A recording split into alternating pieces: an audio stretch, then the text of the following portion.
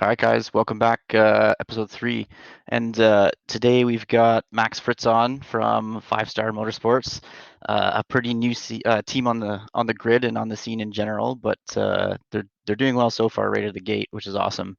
And before we kind of started up the podcast officially here, we were talking about some of the stuff that you'll see in Max's room in the background there, and he's got a couple trophies by his helmets in the back from some karting championships. So maybe you can tell us about those, and it's a good seg for maybe transitioning from a bit of real life racing into sim racing.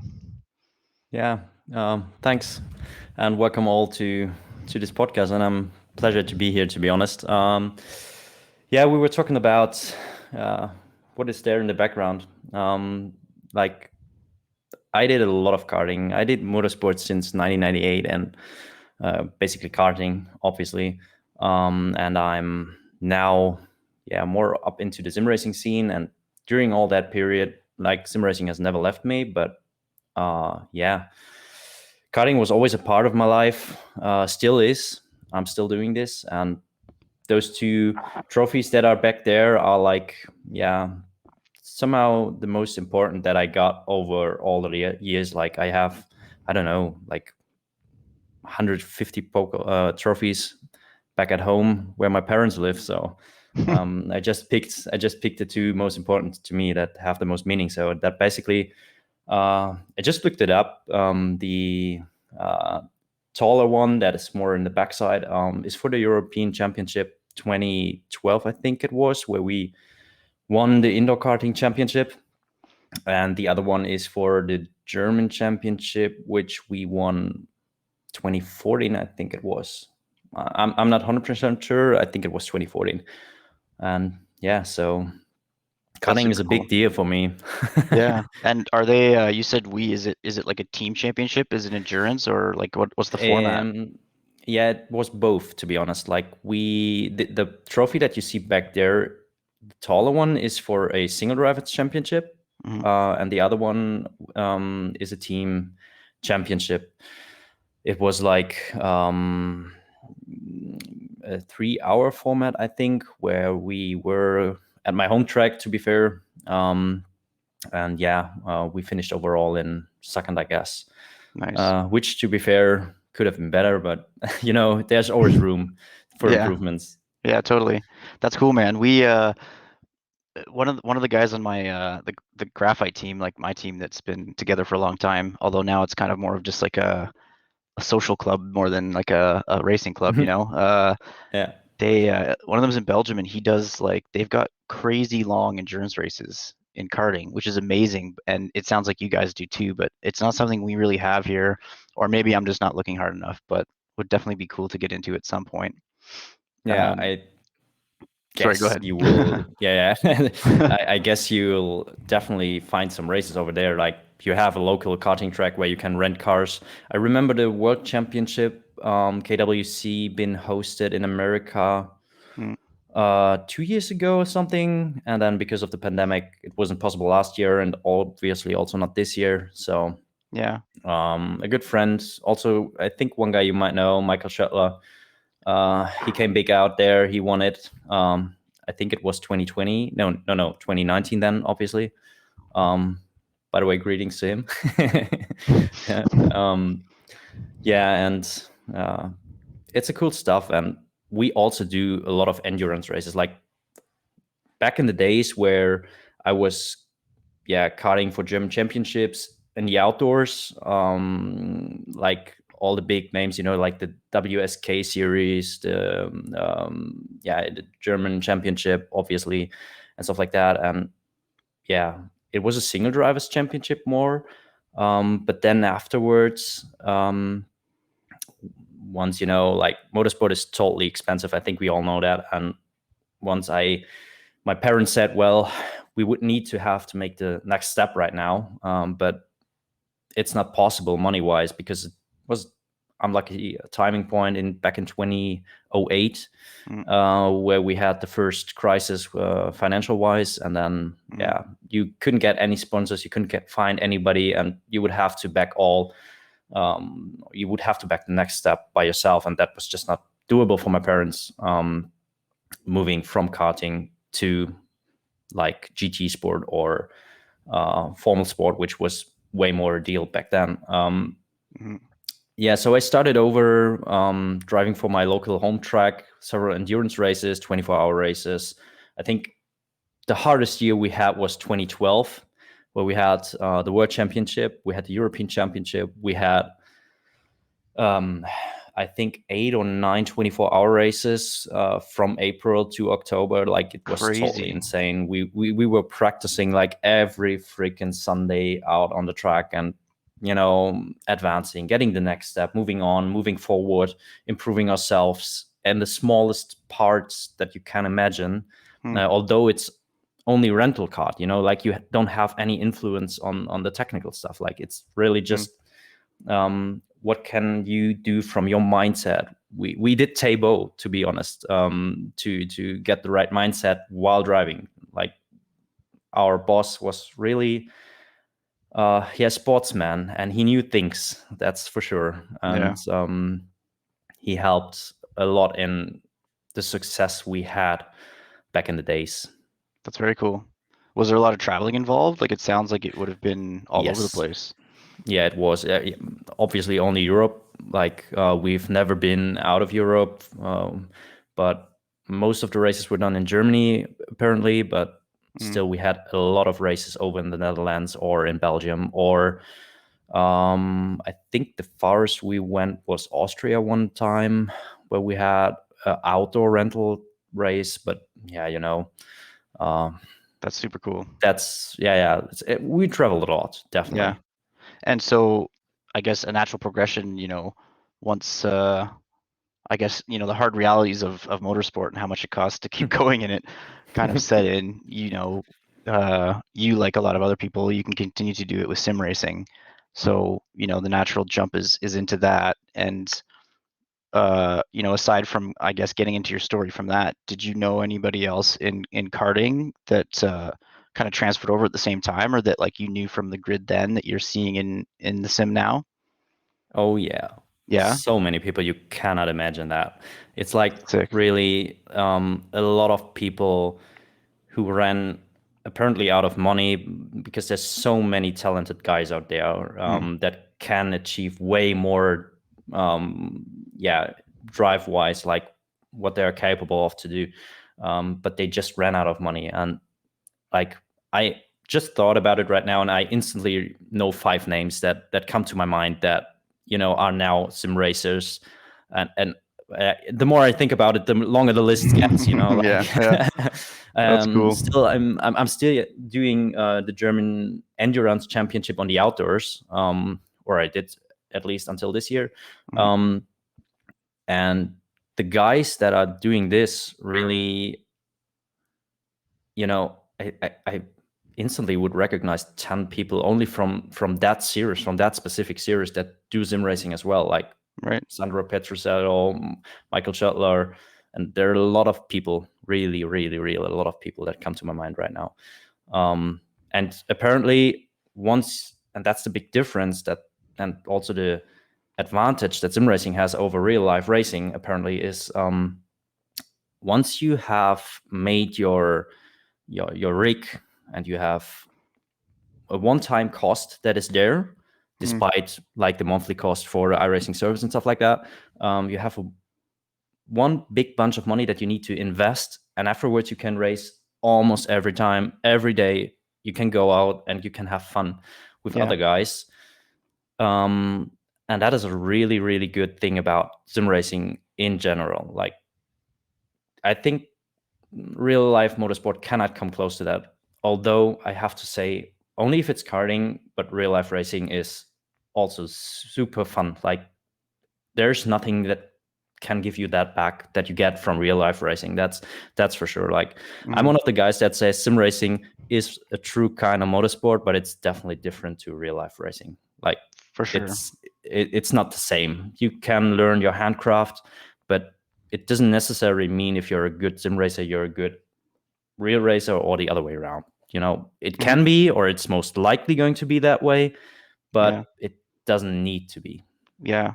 yeah, there's certain things that once you get into a real car are definitely going to change. Like physically, there's so much more, and there's definitely an all of a sudden an oh shit factor of I can get hurt or Definitely. I can damage this car and it's going to cost Yeah. the team a lot of money. So yeah, In there's German we definitely say in German we say the Popometer, yeah basically. So yeah that makes sense. I don't want to translate that into English. For the Germans out there, you know what I mean. Yeah, yeah. So and just I guess now that you're into the sim and that transition's been made, um, how's everything going with the team? Like you've been in it for a while and you've been racing in bigger championships before, but now you're managing 5 Star Motorsport. It's a new outfit. You guys are, I guess, coming up on a year as a team, right? That's true. That's Yeah. true. And first season with us as a team, although I think many faces on the team are familiar with IVRA and a lot of other drivers on the grid would probably notice them too. So how have things been going for the team so far? Really good, to be honest. I'm in general happy on the outcome right now. We have a clear approach. Like I'm a really stricted man and I want to achieve things in a certain way. Like I'm really ordered and stuff like that. And that sometimes is not a good thing. But I think for getting where I want to be, that's helpful at least. Right, yeah. Yeah, the thing is, we started back over in October 2020, where I left Heusingfeld, where I was a driver for like I don't know 4 or 5 years. From 2014, no, I have been there from 2017. I started iRacing in 2014. That's the right way. Mm, And I've been there for 3 years, and yeah, I wanted to do my own thing basically. Um, and we started over with like 4 or 5 people, and now I think we have 24 inside the team. it's great. And we have yeah, it's totally great, and we have really, really, really good and fast drivers in there. Um, we have Konstantin Charv, who just joined us like 2 days ago. I think we have Yellow Walters, we have Max Riedmüller, really, really quick drivers out there. Also Rune, and I don't need to name them all because like I really know and appreciate their effort and what they do with the team. Mhm, But we're at the point where we have certain structures in the team. We have a pro roster, we have a pro am roster, and an amateur roster because I want to achieve something with the team. So and also give information and knowledge that we have back to guys that start over with sim racing or that are looking for help and stuff like that, mm, so that we can have people who have ambitions and go up the order and are interested in going up the order. That's the most important thing, um, that we do develop those guys to a level where they are able to race alongside us, because it's so hard. It's really, really hard to find quick drivers out there. Since the pandemic last year, things have changed so much within the scene. mm, And like money is a big deal right now. If you don't have money, which we apparently do not right now, we are fully backed by ourselves and we do not have any sponsor at all. I think because we're too young in general, and you know um, that makes it a little bit more difficult to actually get good drivers. Not mm, good drivers, but the ultra high grinding, super really quick drivers. Like that's just not doable. Like if you want to compete on that level, I think that would also be stupid to say. Um, we are here, we are 1 year there, and we do want to compete against Kawanda or I don't know. That's just insane, mm, Um, but as things have changed, a certain grind is needed, and we do have drivers there. And I want to have a team that is able to be in top split each and every time. Um, Not fighting for the win, maybe. Apparently, that was always the goal. But mm. I'm not stupid, and I know that driving against teams like Redline, Williams, and stuff, that's just, yeah, that's from Tough, another, man. yeah, that's from a different planet. Yeah. We're on a good way there. Apparently, we couldn't do the last season, considering 24-hour series, SCO, and also all the IVRA stuff, because we had a really poor timing on doing things on setting up the new team. So we basically ran through officials, and we have been quite a bit under the radar for some time. But I think now, and I hope we will evolve in this right now in the upcoming winter season, basically. Yeah, nice. Well, at least a good time to kind of get the team involved with each other and learn each other, and build that community within before all the big Oh stuff comes up and yeah. all the major stress starts of all these other series. So you guys are in a few different things for IVRA with us. Oh yeah. And even internally, like, it seems like there's a lot of strong GT3 drivers, but you guys have some guys too that like to do prototype stuff. So you've got Lamborghini and LMP2 in the endurance series, and then you've teamed up with RSO for entry in the GT Sprint series, and then you've got the Porsche 718 in the Club Sport series too. So, well, actually, in That's right. Lars, you have Lars in Club Cup, And the so Club Cup. Yeah. kind of the full gamut, which is pretty sweet. Yeah. We are open. We do like to, yeah, let them sort out what they want to do. Like, apparently we need to have some series, and especially the endurance series is, I think, the most known and biggest one out there in IVRA. Mm. So we want to have teams all over the place. We just want to get known at that kind of state we are right now. Not in the bad way, but in the good way. um, so that's where we're heading right now, and I think I'm there with Jörn. We're the only two drivers in the LMP2 for the whole season. Oof, And be tough. sadly, I'm not there on the 16th of October, so I cannot make the second race. But we're working on getting another driver in, Okay, maybe nice. hopefully out of our own roster. Hmm. Yeah, and then we do have the Lamborghini, who had quite a good run actually in the first race, but got badly caught out in at the end, Mm. and just finished in ninth. Yeah, after a big crash. But we're really looking for yeah, evolving as a team throughout the whole season in general and finish the best position possible. Mm. Because I think everybody's telling you this in IVRA, especially in the endurance series. Safety car periods are such a big deal, and you can go up from like the back to the top so quick, and the other way around as well. That's Yeah. just insane. And yeah, that's where we try to improve each and every time. Like, we made some major mistakes in the first race, that were just up to us, basically, to Jörn and myself, where Mm. we weren't aware of the rules, which is annoying me a lot. That's just basically what I Which part? say. What happened? um, there was one thing where we entered pit road, and we passed the guy in the queue in front, and it was a Oh, the fight for pacing line. position in the pacing line, Uh, exactly. And Jörn backed out totally, and we got a Porsche in our back, and he said, "Oh man, I cannot back up more because he's like in my bumper." And Brutal. yeah, and then we got a 30-second penalty, and we set that out.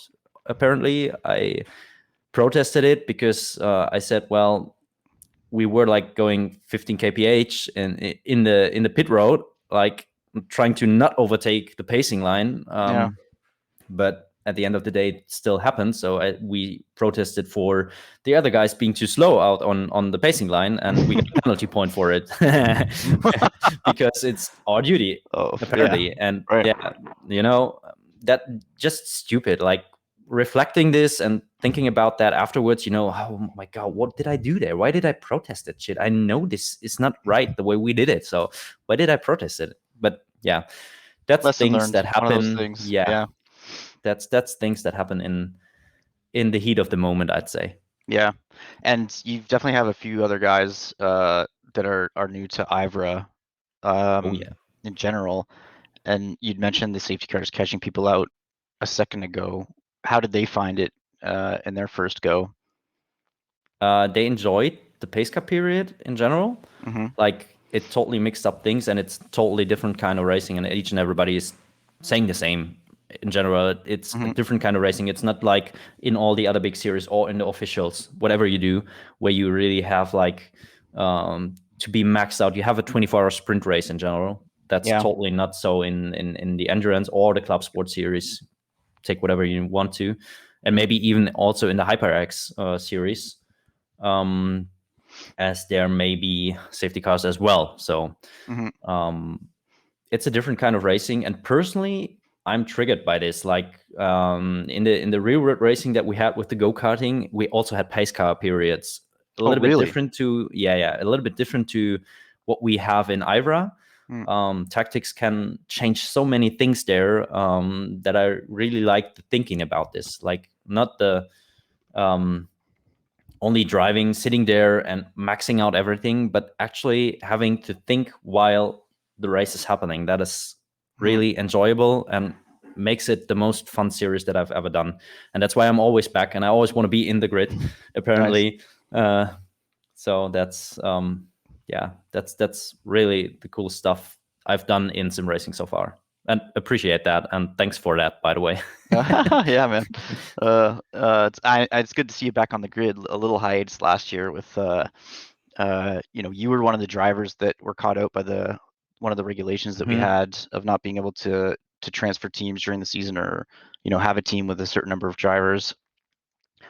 So definitely good to see you and some other people back for the same reason, as we get into the new one. Um, with you guys in endurance, you've got a couple of the other guys in club sport. How did they do in their first race? Oh wow. Let's not talk about that.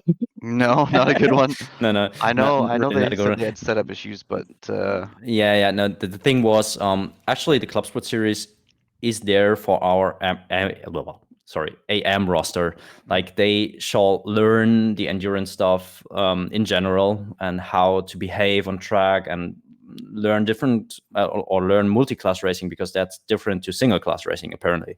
mm, And so we had the AM team in there, and they had a really poor setup. I couldn't help them, unfortunately, because I was on vacation. And yeah, Dion just posted me a picture as the race was running about the setup, and I said, "Oh wow, yeah, that's not going to happen. okay. Oh That's not boy. good." Uh, but yeah, no harm on him, because he didn't know the GT4s at all, and he just Mm, clicked what he felt was right for him. But yeah, then the race came, and they were like, "Oh my god, they're running away out of the straight for us." Um, yeah, and that was a little bit ridiculous, and they got caught out so bad. And I think at the end they finished in, I don't know, it was 14 GT4s or 15 or something like that, and they finished in 13. So really not tough an start, all but too good. Yeah, yeah. yeah, but that's okay. That's okay. I'm totally fine with that, because they shall evolve. They shall learn. They shall get better with the time. And actually, for them, I don't really like care the end position. I just want to see the progression that they do. I want to Right. see, okay, in half a year when the season is done, basically, where do we stand? Have they learned? Have they improved? You know, can we actually go on with them, or is it better to skip that part or whatever? It's like a little bit trial and error in certain ways, I'd say, Hmm. with all of the team, to be honest. Like um we were there thinking about things, what we could do, and shall we do the pro am roster, shall we not, shall we do the am roster, shall we do all this kind of stuff, Hmm. to have a community, not only a team out of 10 people or whatever, like really a community that is living and that is vibing, and that push each other. And that is starting right now, because summer here in Europe has, yeah, changed, like it's gone, and now all the grind is there. Like I like to see that Hmm. we have each and every day like 3 or 4 guys hanging out in voice chat, doing things, doing driving, whatever, enjoying, having fun. That's cool to see. Yeah, that's awesome. Super important. And good that like you said, now the grinds here kind of like work, real life, other stuff gets into Mhm. a higher gear, that they're still hanging out. That's awesome. Yeah. Um, And do you think like that will be able to continue throughout the fall? Because you guys have, I think some other series that you're going to do too, right? Like, are you guys qualifying or trying to qualify for Neo or SEO?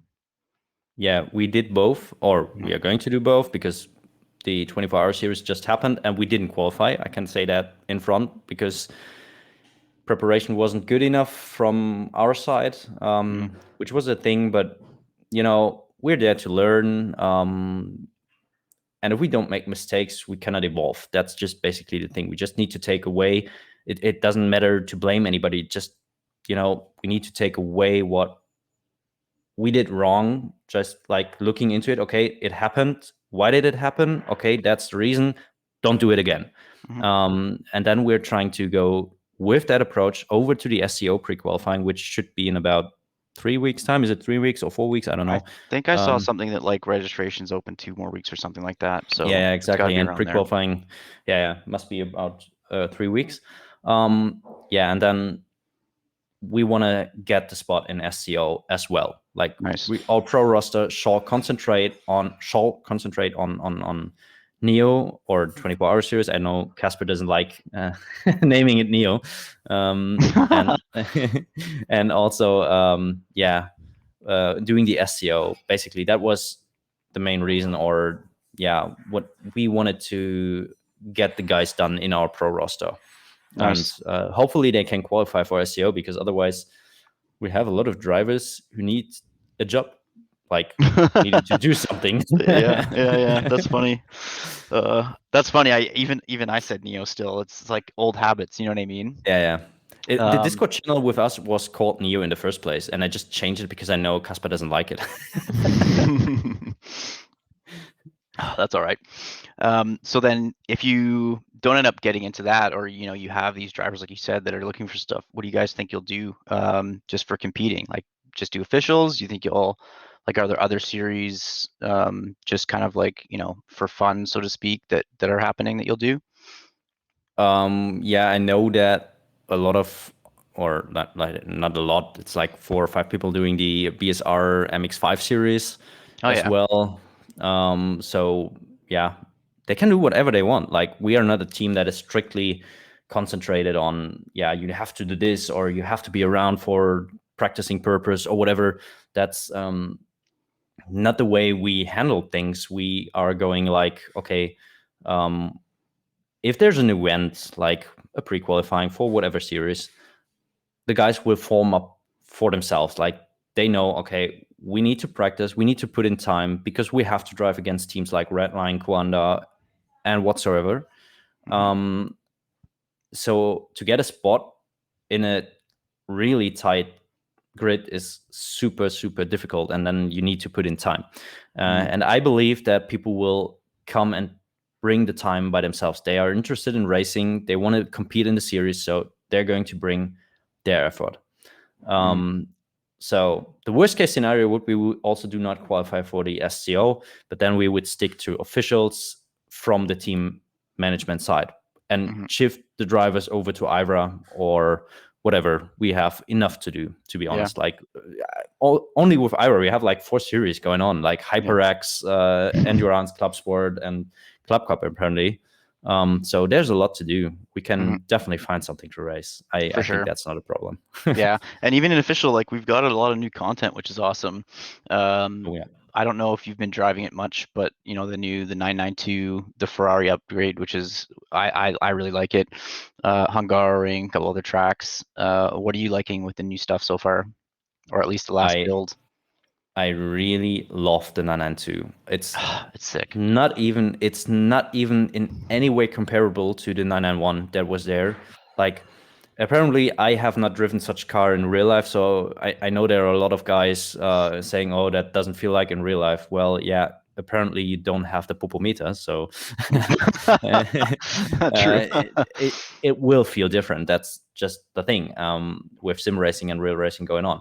Mm, That's yeah, but the Cup Porsche is so good, the new one, and I'm really sad we didn't put in a nomination for the Club Sport Series on the mm. 992, because I really did not enjoy at all the 991 Cup Porsche. So I Completely said, different. well, if the 992 is just closely like the 991, then I'm not happy with it, and I didn't want to do it. So that's why we backed out of the Club Sport series for that reason in the 992.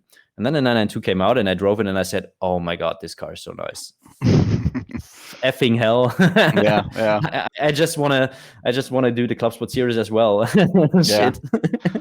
Yeah, I think it would be fun. And from the first race, I think, I don't know, maybe the incidents were down compared to last year. It's hard to say, but it's definitely easier to manage, like you said, than the 991. So the racing, you can kind of just get that little bit extra in your margins to battle with people. Whereas before, it's like, this sudden rear snap or something would just terrify you. Exactly. That rear snap is something that I wanted to mention right now. Like the 991 had a super understeer and then that snap oversteer all of a sudden. And in the 992, and also in general, also with the new tire model on the GT3, you are actually able to control the freaking car. Like if the car oversteers also a little bit more, then you're still able to catch the car. And that's something I really enjoy about all the new development on the tire model. Like it was in the early days, it was like one time a little bit over the slip angle and you were just gone. Like you couldn't catch the car anymore. And that's definitely gone with the new update. And that's really what I like. And I like the direction this is going into. Either if it's real or not, like at the end of the day, we need to enjoy what we do here. And in the first place, earlier, I didn't enjoy it that much. And I really like the approach that iRacing did right here. I feel it's way, way, way better than before.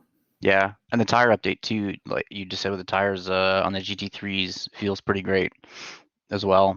Totally. Yep. It is super cool. Like the only downside, what I do not like that much is the drop off that they have. Like the first 2 or 3 laps, like you're 5 to 6 tenths, or apparently depending on what track you do, but like it's really a lot faster, and then the tire goes down, but then it sticks. And I remember reading through the patch notes, and it said, well, it shall be that way, that you have like super high grip for the first 5 to 6 laps. And from karting, I can say that is true. It is this way. Like in karting, when you put on the super soft new rubber from whatever brand you want to take, it was really like that. You go out there in the qualification, you have like 8 to 10 laps, which are spot on. And then afterwards, the tire goes down like 2 to 3 tenths. And that's the only thing which I think is a little bit too much, but I apparently don't know it. Like in iRacing, the drop off is too big. Like you're 6 to. I tested it on the Nürburgring, and I was like 7/10 faster in the very first lap. And yeah, afterwards it shifted a little bit, and I was like 7/10 down and could hold that at that level. So that was. I personally feel it's too much. But just for that that's part, just my personal feeling. That's just my personal opinion on it. It may be true, it may be not true, whatever. That's fair. Yeah, that's fair. I think they're definitely doing a good job though across the board, and it's cool to see some of the partnerships they're making. And this new announcement they had the other day with Mercedes is super cool. And really interesting with the 2022 model. I'm really sorry to interrupt you there, but I'm really keen on knowing if Mercedes is actually handing out the data on their W12 car. I really cannot imagine that, to be very honest. I cannot imagine that they hand out, well, we had the spring at that point and that angle, and like the stiffness and stuff. No, I don't believe that. Especially with the amount of time that Max spends on iRacing. Exactly. And also Lando, apparently. And yeah, true. Yeah. But super cool. We're gonna see that. Anything that you have on your kind of like wish list for things that they would get, like tracks or cars or rain. I'm so excited for rain. Yeah. Totally. I'm really keen on rain. Also, maybe if I'm not that good on rain, I don't care. Like it's just super fun to drive, and I want to see rain out there. So that could mix things up imagine having an IVRA endurance race, having a safety car period, and you need to decide, well, do I stick with slicks or do I go for rain Yep. Yep. tires? It's Like, gonna be what the amazing. hell? Yeah, yeah. That's definitely going to give it a total different crunch Yeah. once again. Like, that's taking any official, going to IVRA and learning that you need to think about tactics, and then you have like the IVRA thing basically, and then there comes rain, and that's like the Yeah. same step again. Yeah, yeah. Like, I'm really that's looking forward to it too. And I was saying hmm to I think in our first podcast with Manuel, just like I don't know how they're gonna set it up, but it would be amazing if somehow there was like a forecasting model that was incorporated so that hmm as part of your engineering wall for any team, you could see the radar of the rain moving in to make predictions about, okay, like, is oh, it going to start that to would be spit in this time frame, like we see a big cloud coming, maybe it's like, can we that get would these 5 be extra laps, like that would be ridiculous. that would be so sick, to be really honest. That would be so Yeah. so sick. And apparently that's not too undoable. Like, our factor has such a system. Like, Oh yeah.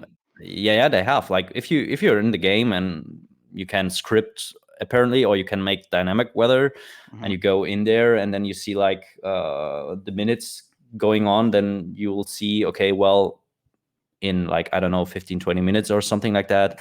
I'm not 100% sure how the system works, but you can see, okay, well, then this rain is going to happen in 50 minutes or something like that. That's sweet. um, I haven't been around with R Factor since, like, I don't know, quite some time, but that was a system that was enabled 4 or 5 years ago already. Mhm. So that's definitely, I think that should be doable. Yeah, um, yeah. Even if it's yeah, like something somebody builds as like an app or something like mhm, that, maybe. but Yeah. that should be doable. I mean, iRacing is way more complicated in that point, because they really calculate clouds and stuff like that, and Hmm. that's way different to what rFactor can do. But Hmm. yeah, I think that's, if they have the downside of that is, if they have all the data, why shouldn't they make forecast available? Like, Yeah. there's no reason for it. Yeah. I mean, it would make sense to me too to add it. Absolutely. Yeah. Um, I think tracks for me, I think Fuji would be amazing to have. Do you? Um, especially with endurance stuff. That'd be sick. hmm hmm Um, and there's also like there's so many tracks I keep learning about. Like they mentioned the ones there's two I think from Australia that they're bringing out. Do Uh, they? Oh, I have missed that. which yeah, I had no idea about them in general. Apparently they're good tracks. It's just there's so many tracks everywhere that you know what I mean. Just Mm. keep learning as we go, or we'll see them in there. Yeah, there's so many great tracks out there in the world that would be great to see. Like, I love to see Coda coming in. Like, I know a lot of people Mhm. hate Coda, but I love Coda. I Yeah. really enjoy racing there. Hmm. Um, I think the combination of the first part of the track is insanely good. Yep. Um, so I'm looking forward to have the enduro race there. Or Oh is yeah, there? Oh no, man. yeah. Is there an enduro race? I don't know. Even I think Neo One of the has some race in series. there. Yeah, I think Is it it Cup comes to Sport? mind I for don't some know. reason. No, maybe not this season. Yeah. But oh, you know what it is? GT Sprint. I think it's in that maybe Oh yeah. in the second season. Whatever. Coda. Yeah. Yeah. It's true though. I think Coda's I think it's one of those tracks that it's like it's super super technical and there's all these tiny nuances to it that just until you learn them, you hate it because you're like, why the hell can't I figure this out? Why can't I get fast here? Mhm. Um, and it is a really really difficult track, but once you kind of, I guess, just spend the time, learn Mhm. it a little bit better, it really is a very good track. Yes. Very It's very exactly difficult. that. It's exactly that. Like the first Hmm. passage, with the opening up S's that you have each and every time, and like, I mean, there are S's, so you have Yeah. to predict. You have to know, okay, where can I go? How much can I load the tire and stuff like that? And you need to feel that. And I get that a lot of people may be racing on higher or lower hardware will get frustrated because they don't feel enough on the car and stuff like that. And then Mhm. well, it's difficult for them to actually get through those corners. Like I Yeah. can imagine that, or kind of maybe I'm totally wrong, but that's what I think about it. hmm There's definitely changes that you can feel too with certain types of equipment. Like, I mean, I'm still on a G29, and actually I showed Jörn and Claude in 5 Star this yesterday. I basically like I'm on the floor right now, kind of like sitting through What? my floor unit thing. It's hilarious. Um, I got this rig that like the next level FGT Lite, which is great. It's just the one that I got was like slightly off centered with the base that you sit in and where the wheel goes. So it was kind of Okay. like this all the time. So just like, sent it back. Um, and so that's kind of my rig right now. But anyways, the point of it is uh between like a G29 and like trying out direct drive for the first time, I guess a couple of years ago, it's substantial. Like the just the differences in what you can feel, you know? And will you Yeah. like get a ton faster from it? Probably not. You'll probably gain a little bit between that and pedals though, just because you can feel so much more, Mhm. especially with pedals probably. I'm totally on your side that pedals is a way bigger deal than actually the driving wheel, like the direct drive or whatever you use. Mm, The only, I mean, I switched to a direct drive wheel like half a year ago or something, and the biggest difference that I could recognize instantly was just that if you get into the slip angle, into the extreme areas of the car where it gets close to having oversteer or understeer, you just basically feel it way earlier mm, than with all the other hardware.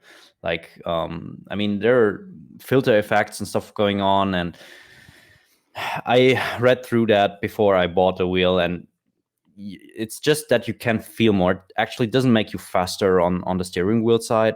What definitely is going to make you faster, because it's making you more consistent, mm, is pedals. Definitely. mm, Like I was starting over with a G27 back in the day, when I started over with iRacing, and oh no, I actually had a DFGT, like a driving force.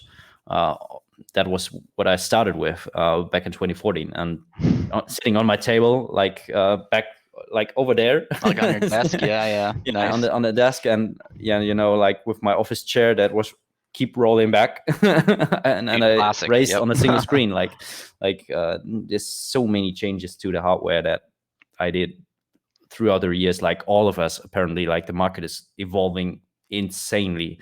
Mm, And I remember getting my first hoising belt pedals. The first I had pro pedals. Yeah, exactly, mhm. pro pedals. And I mounted them on my chair, and I was hitting the brake pedal, and it was like, whoop, Just okay, pushing that's yourself not back. working. I was just sitting like half a meter back, and I just, okay, I need something. And I went down to my parents' room, and then I got some wood and made a whole a wooden rig. Sorry, Nice. Yeah. a wooden rig, and had a karting seat where sat in with the G27 wheel, and then the pro pedals back down Sweet. there. And yeah, that was such a big deal. Like the difference was insane. Like, Yeah. and now I'm sitting here with a 49-inch, my Super Cube, and the sprint pedals, and really enjoy racing way more than you could ever have imagined it. Like when I started over with sim racing in 2003, like I Yeah. was sitting in on my 17-inch, I don't know what it's called, like old monitor, that is super long, super wide, and stuff like that, Yeah. um, and racing on such a small visual size, like it was ridiculous. It's And where crazy. we have come is just amazing. Yeah. Yeah. It's really cool. And there's so many different brands now that I guess are in the market, and it's funny just preferences that can kind of come about for everybody. Like some people, like you've got your ultra wide, some people like triples, some people like VR, Mm. um, and just I guess how everybody's perceiving it and driving in it. What's your brand of wheel? And have you tried different ones, or did you kind of just get that and stick with it? I have an Asha wheel, Hmm the old F28, I think it's called, or 26, I don't know. And it's super good. Like the quality is really good. Shout out to Asha Racing here. Like I have never ever had any wheel that is that good quality wise. Nice. Um, yeah, sitting here with the SimuCube 2 Pro. Um, yeah, just enjoying the thing basically. One thing that is coming up right now really heavy is hydraulic pedals. Like the Oh braking, yeah.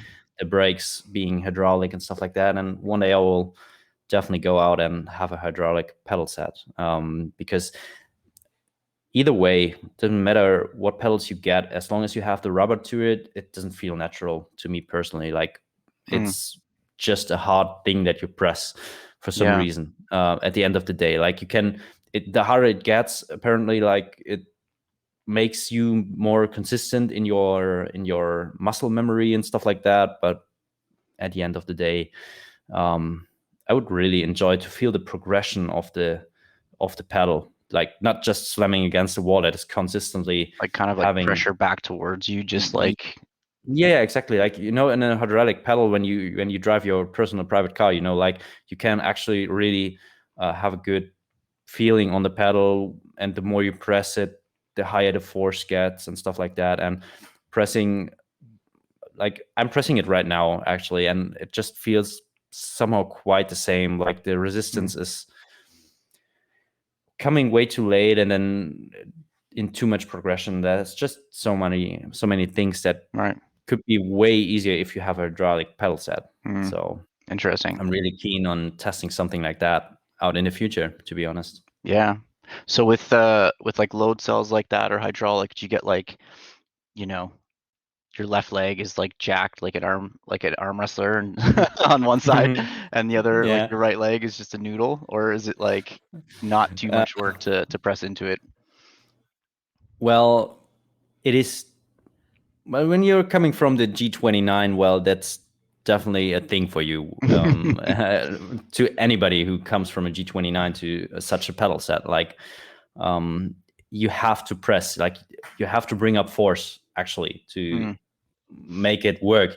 Though you can still shift so many things, like you can set different kilograms that you need to press, and you can change in game on how much force you want to have. So this is really up to you personally on what you like.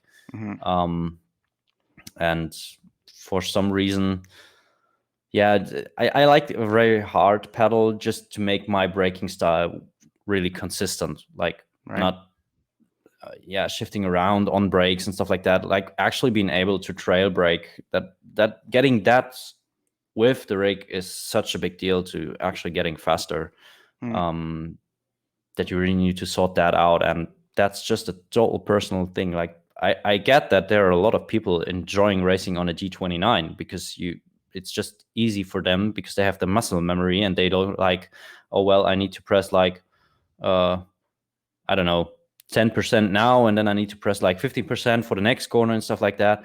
mhm. Um, but that doesn't feel natural to me personally. So Yeah, it's definitely way different. Just like, it a certain is. amount of length versus pressure for sure. Hmm. Hmm. What do you think will be your next big upgrade? I mean, it sounds like you've got a pretty solid rig right now. I think I'm pretty much done. The next thing definitely would be a hydraulic pedal set, and I think I'm finished. Like, That's it. yeah, that's just. I'm not too much into the motion kind of thing, although I always speak about the popometer to just keep that going. Yeah. Um, but at the end of the day, I'm not 100% sure if that would actually make me better. Um, I know there are guys out there who have a full motion rig and stuff like that, and Mhm. if like for example, driving the LMP2 on Belle Isle, well, you get back pain afterwards if you put that too hard, It's and pretty bumpy. that's not kind of what I want. Yeah. Yeah.